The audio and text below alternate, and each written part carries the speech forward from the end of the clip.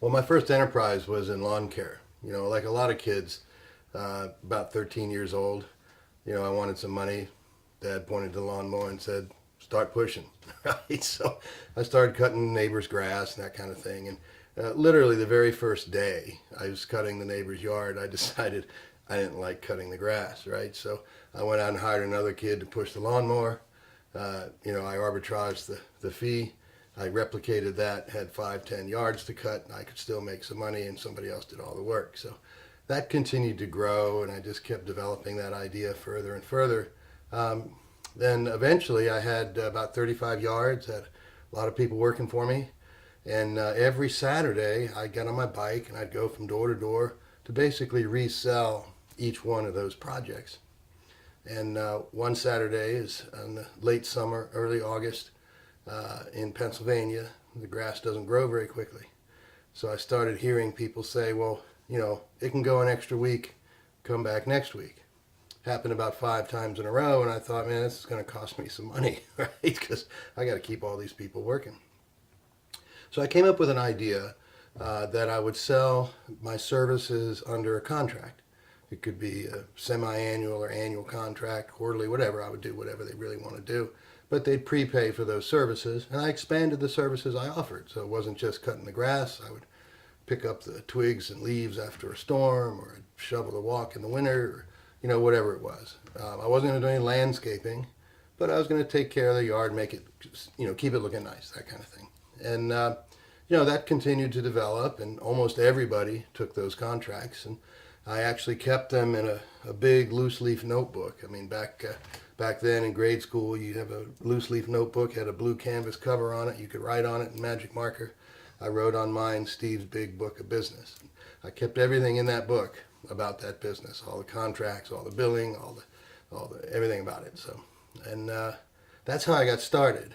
And when I was around 15, my dad came home and said, I've been transferred, we're moving.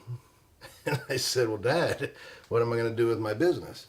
And he thought I was out cutting grass for people. He said, well, son, I'm sure the neighbors will understand that you can't keep cutting their grass.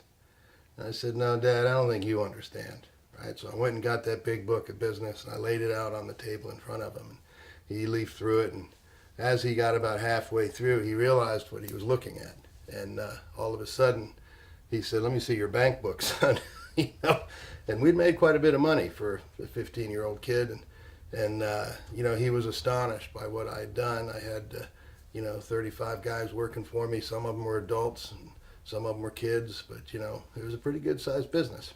And so I said, well, maybe we can sell it. So I hear there's a couple of new companies that have come to town. This is when Lawn Doctor and those companies were just getting started. So he drove me into the Lawn Doctor, one of them, I forget which, in town there. And I walked into the guy's office and laid out the book and said, I'll sell all these contracts to you. And, that negotiation ensued. He asked a lot of important questions and ultimately gave me an offer on that book. Got done, went back to the car. My dad said, well, that's amazing. That's just an astonishing success, son. That's fantastic. I said, well, we're not done. We have to go to the other place, talk to him. I want to see who's going to give me the most money. So I ended up selling that business for just a little short of $250,000. And it was really because of that book of contracts. Now, if you look at the business I'm in now, where I'm really here to help educate business owners on what their value drivers are. And while I can't say that I understood it that way when I was 15 years old, on reflection, I can say that what I learned was the value in that business was in those contracts. It wasn't in the equipment, it wasn't in the people, it wasn't in me, right? It was in the contracts.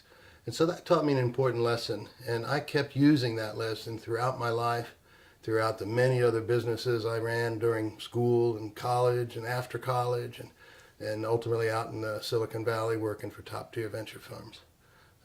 It's an important lesson. It's one that I like to share with other people so they understand how to build a really valuable business.